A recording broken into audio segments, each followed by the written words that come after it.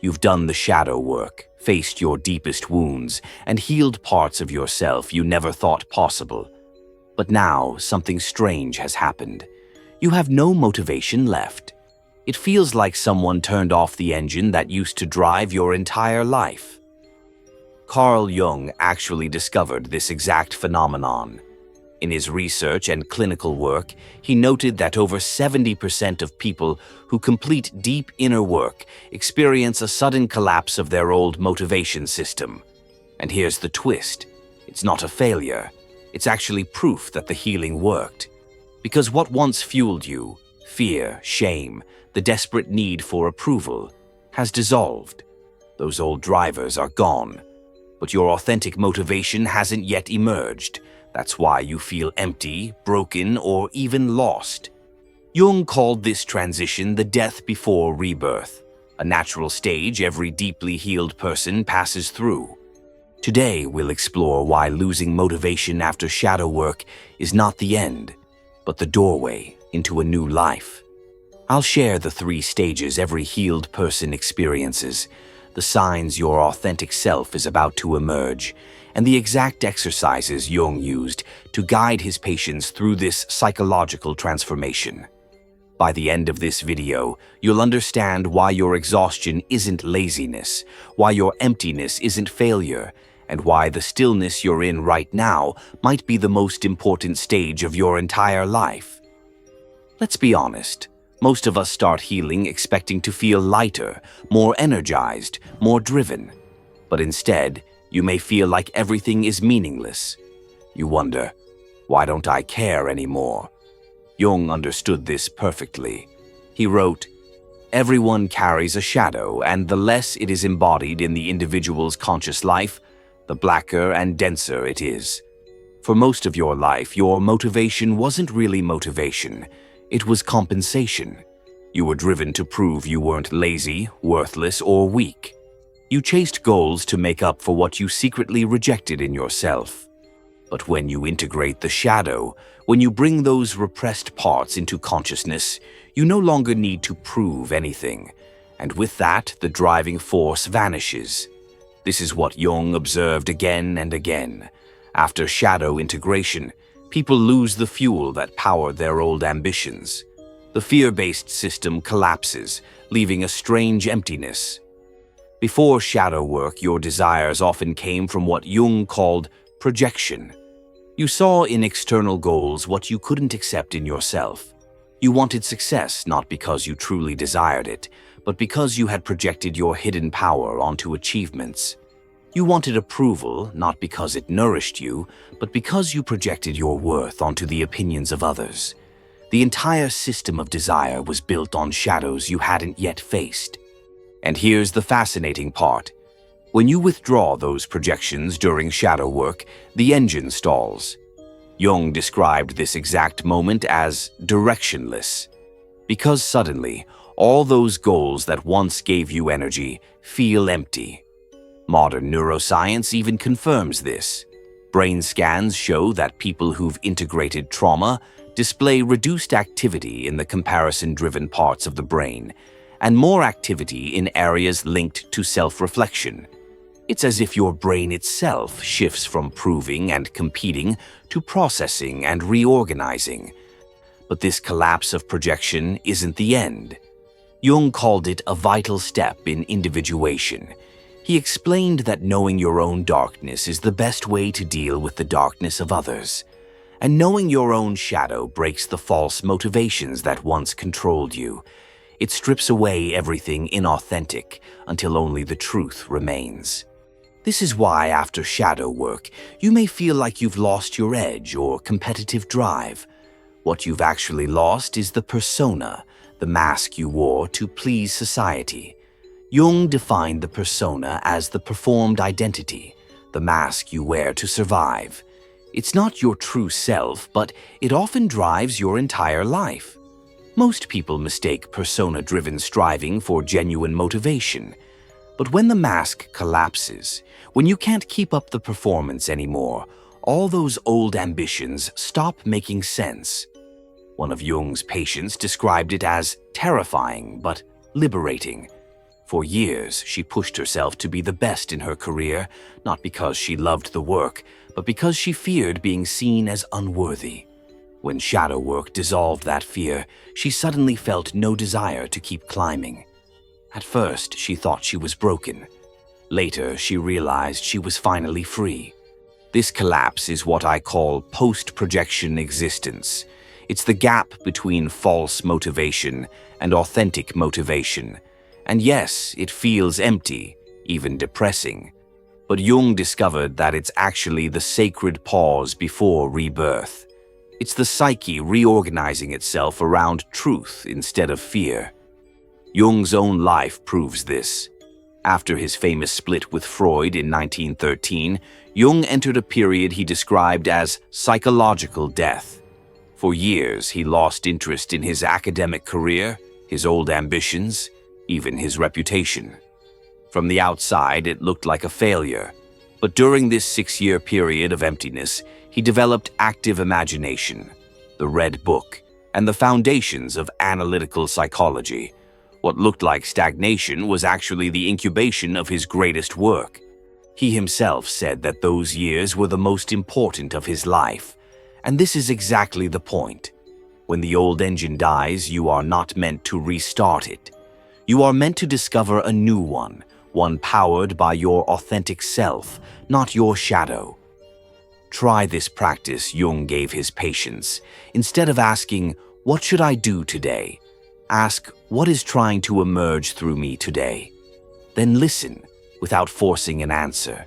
It may come as an image, a feeling, or a quiet impulse. Follow it gently. This is how authentic motivation begins, not as a loud push, but as a whisper from your inner self. If you've been feeling unmotivated after healing, I invite you to say this to yourself. My emptiness is integration, not failure. Because emptiness is not the absence of life, it's the fertile ground where new life can finally grow. When you realize your old motivation is gone, it can feel like your entire identity is dissolving. And in a way, that's exactly what's happening. Jung described this as the collapse of the persona. The persona is the social mask you wear to gain approval, fit in, and meet expectations. For many people, this mask isn't just a part of their life. It is their life. Their goals, ambitions, even relationships are driven by what the mask demands. But when shadow work strips away the mask, you're left with the raw truth of who you are. And at first, that truth feels frighteningly empty. Jung warned that this period often feels like psychological death. The ego panics because its old operating system no longer functions. But this collapse isn't the end. It's the space where authentic selfhood can finally emerge. And here's what's truly fascinating. Authentic desires don't feel like the old ones. They're quieter, subtler, less about proving and more about being. People often expect them to feel like fireworks. Instead, they feel like a steady flame. Sarah, someone from our community, put it this way: I used to be driven by the fear of being seen as lazy. After therapy, I realized I wasn't lazy at all. But suddenly, I had no reason to keep pushing myself. The drive just vanished. At first, I thought something was wrong. But over time, I noticed small things I actually enjoyed started to matter again. My motivation came back, but it was completely different.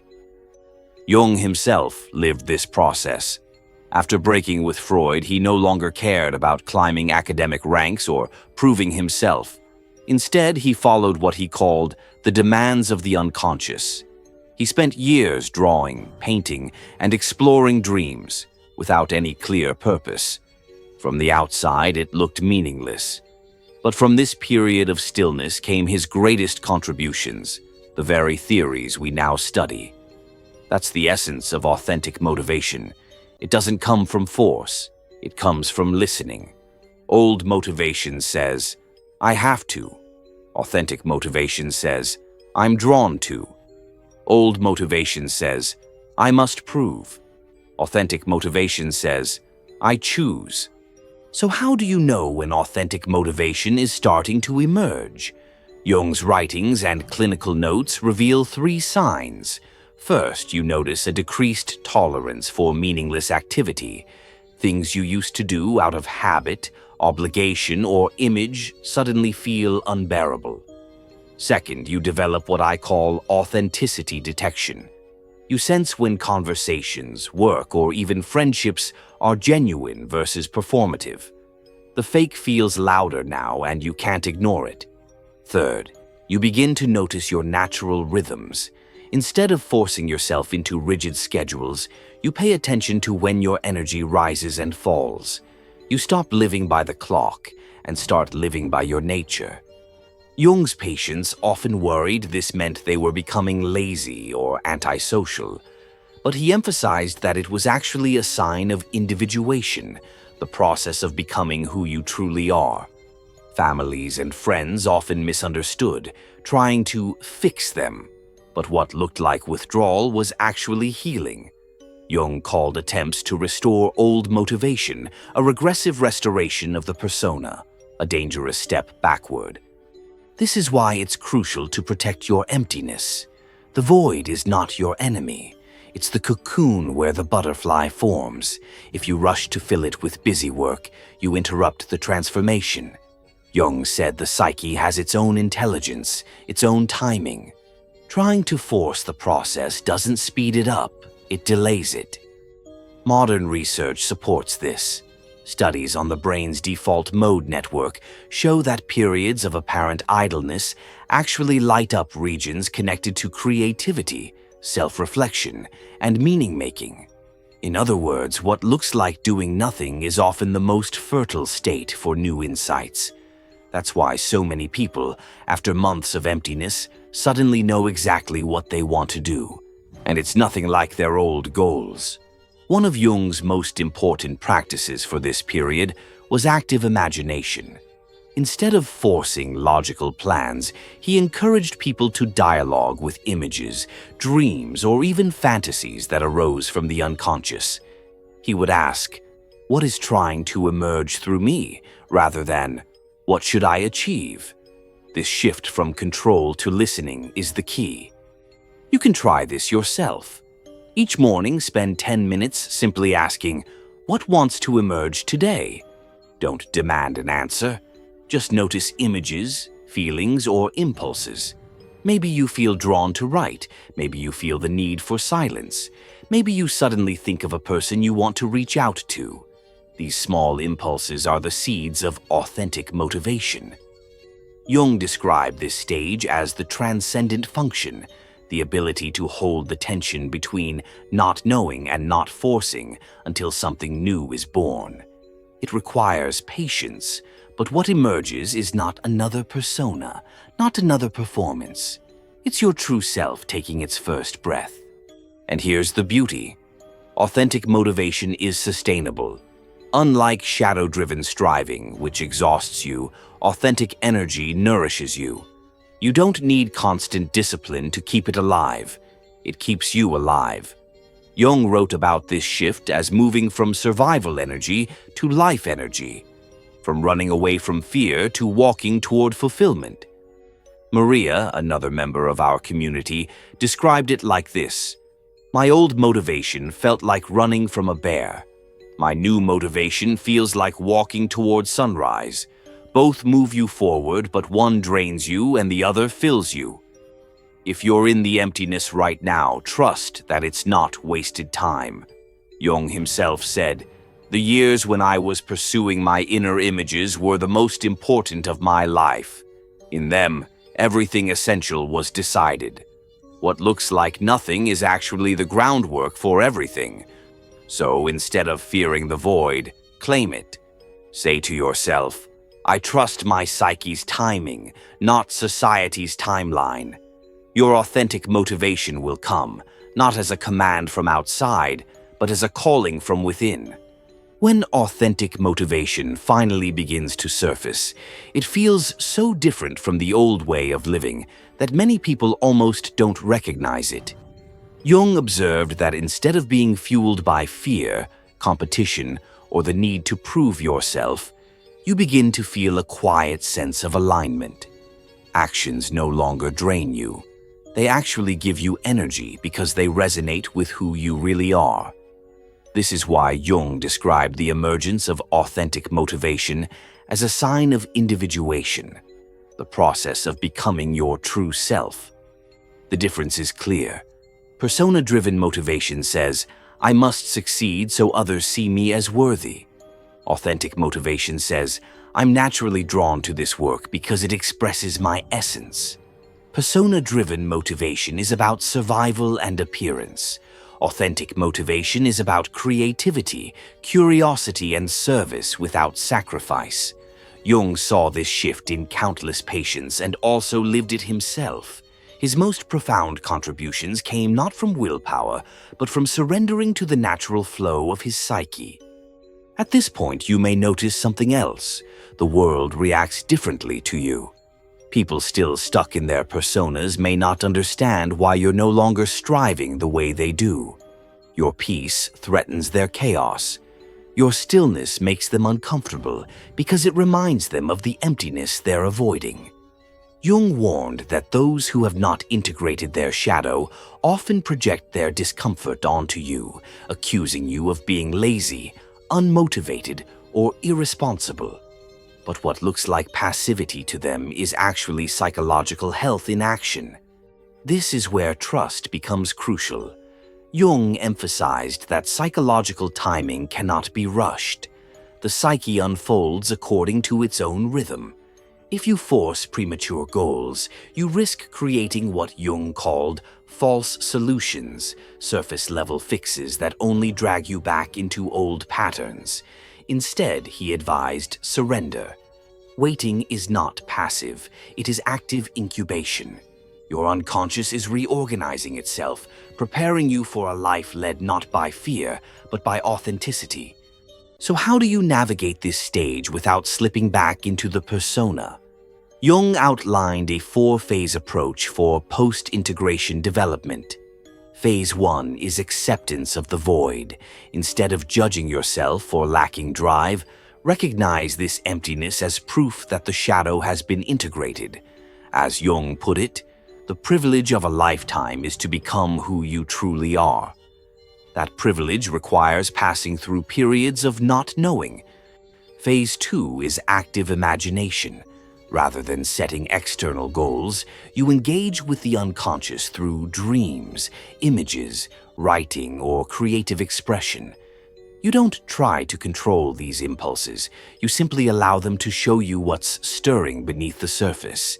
This keeps you connected to the deeper layers of your psyche.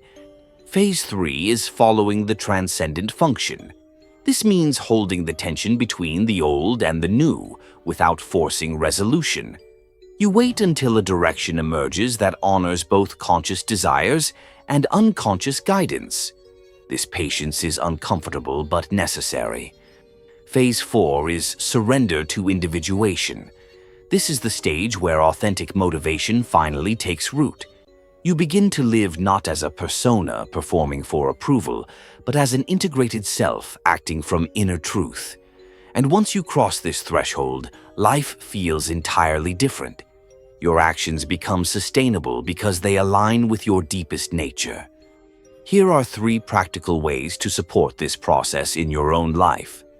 First, replace your to-do list with Jung's morning question. What wants to emerge through me today? Write down whatever arises, no matter how small or strange. Second, use an evening reflection. Ask yourself, what did I ignore today that tried to emerge? This builds sensitivity to your authentic impulses. Third, each week, review your activities. Notice which ones drained your energy and which ones replenished it. The draining ones are usually ego-driven. The nourishing ones are self-driven. This simple awareness can prevent you from slipping back into false motivation. Jung also emphasized that authentic motivation often feels less urgent than ego-driven striving. It may feel quieter, slower, even ordinary. That's because it's no longer fueled by anxiety.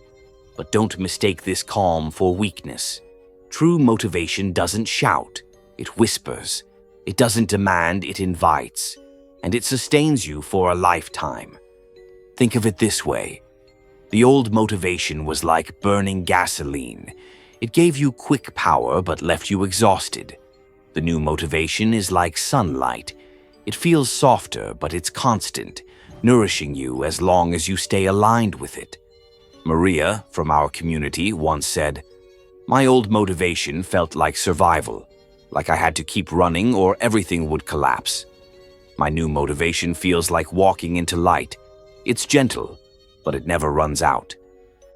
This is the transformation Jung wanted us to understand. What looks like losing motivation is actually upgrading to a new operating system. You didn't fail. You evolved. You let go of the shadow-driven compulsions that once controlled you, and now your psyche is preparing you for a more authentic way of living. If you're in that space of emptiness right now, remember Jung's words. One does not become enlightened by imagining figures of light, but by making the darkness conscious. You have already done the hardest part. You faced the darkness, integrated it, and dismantled the persona. Now you are in the sacred pause before rebirth. So instead of asking, "How do I get my motivation back?" ask, "What authentic desire is waiting to be born?" Trust the timing. Trust the silence, because the stillness you fear is the very soil from which your true self will grow. If this helped you understand your journey more deeply, share your experience in the comments. You never know who else might be going through the same emptiness and needs to hear that it's not failure, but integration.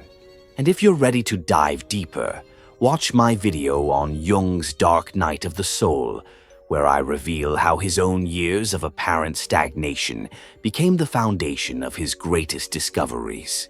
Subscribe if you want to join our community of people choosing authenticity over performance. Because as Jung proved, authentic emergence is always worth the wait.